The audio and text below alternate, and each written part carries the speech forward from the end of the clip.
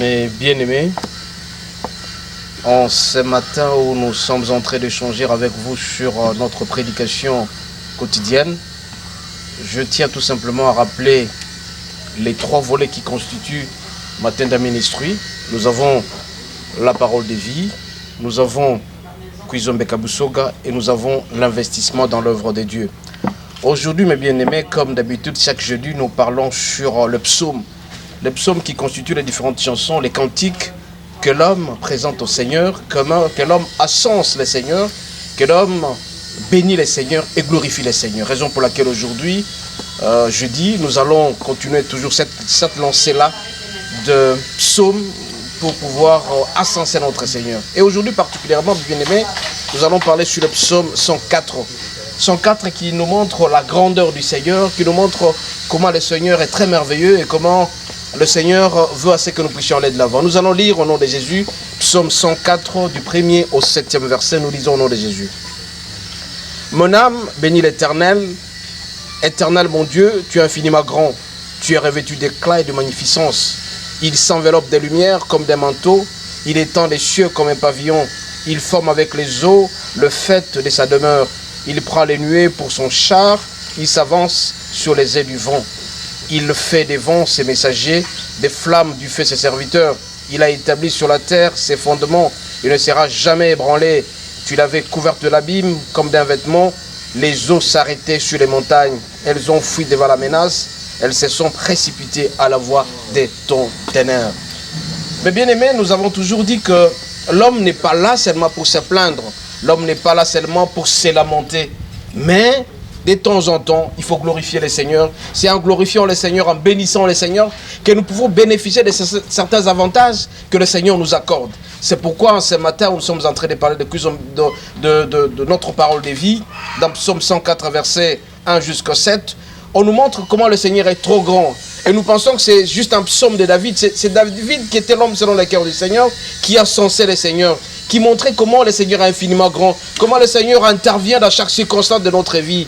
Raison pour laquelle en ce matin, où nous sommes en train de partager cette parole, je vous demanderai toujours à chaque instant de ne pas seulement vous plaindre, mais par contre de vous adresser au Seigneur en le louant infiniment, en lui disant qu'il est grand, qu'il a créé le ciel et la terre, que si nous sommes ce que nous sommes aujourd'hui, c'est grâce à lui, parce qu'il est dit dans 1 Corinthiens 15 verset 10 que si nous sommes ce que nous sommes, c'est le Seigneur. C'est pourquoi, mes bien-aimés, nous sommes appelés chaque seconde de notre vie de glorifier le Seigneur, parce que le souffle que nous avons, c'est lui. Tout ce que nous voyons, l'environnement que nous avons, l'intelligence que nous avons, c'est lui. C'est pourquoi à travers les psaumes 104, nous sommes en train d'ascenser le Seigneur, de hausser le Seigneur, de l'amener vers le ciel, de dire en sorte qu'il est infiniment grand, qu'il est magnificent. C'est lui qui est partout, il est omnipotent. Tout ce qu'il fait, c'est pour notre bien.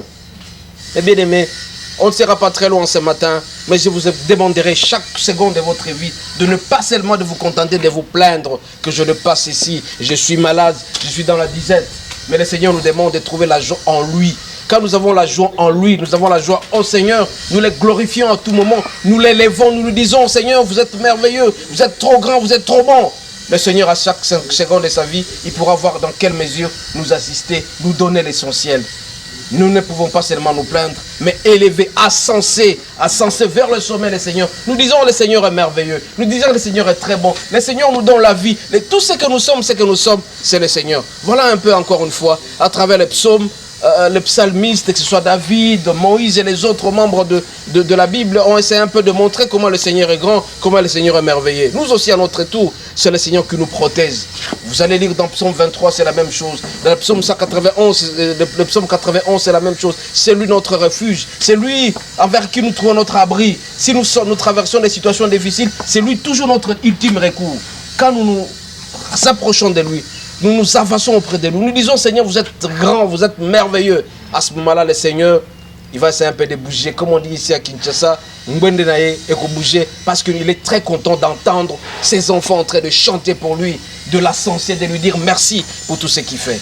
Encore une fois, mes bien-aimés, nous allons écouter le Seigneur toujours à travers la parole, en écoutant la parole régulièrement, en lisant les psaumes, en l'ascensant, en lui disant qu'il est infiniment grand, qu'il est magnifiant, qu'il est merveilleux, qu'il est omnipotent. Dans chaque seconde de notre vie, il est là, il nous protège. Quand nous marchons, tout ce que nous faisons, c'est lui. C'est pourquoi Nous allons fermer les yeux à ce matin pour demander au Seigneur d'être toujours avec nous, de nous apprendre de plus en plus à les louer davantage, à l'élever davantage, à lui dire qu'il est infiniment grand. Nous allons fermer les yeux. Seigneur notre Dieu, en ce matin où ta parole nous dit que tu es infiniment grand, tu es omnipotent, tu es avec nous à chaque seconde de notre vie. Nous voulons demander à ce que le Saint-Esprit entre en nous pour que dans chaque seconde de notre vie, que nous puissions te dire que tu es bon et que tu es merveilleux. Que nous puissions arrêter de nous plaindre. Ce sont les plaintes qui nous séparent de ton amour. Mais par contre, en te louant, en te disant merci dans tout ce que nous faisons, Seigneur, tu viens auprès de nous, tu nous réconfortes.